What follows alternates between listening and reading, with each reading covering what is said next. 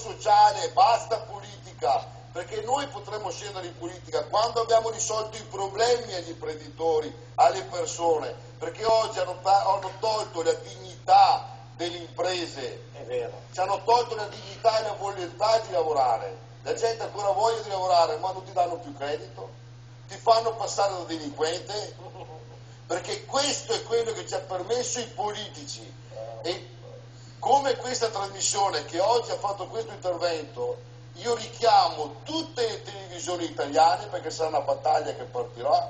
Tu sai benissimo che sono stato... Noi non siamo servi di nessuno, questa è la verità. Tu sai benissimo... Come televisione, capito? Siamo liberi, io come direttore responsabile allora, mi assumo tutte le responsabilità. Tu sai benissimo come associazione sono stato intervistato da una televisione tedesca, la DR, per sapere la crisi italiana. Siccome che le nostre televisioni non vogliono convocare le associazioni per aiutare il cittadino, ma arrivano i tedeschi a farlo, bella figura.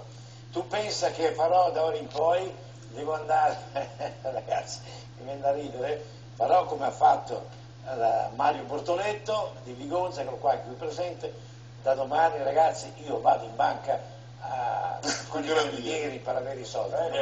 Abbiamo denunciato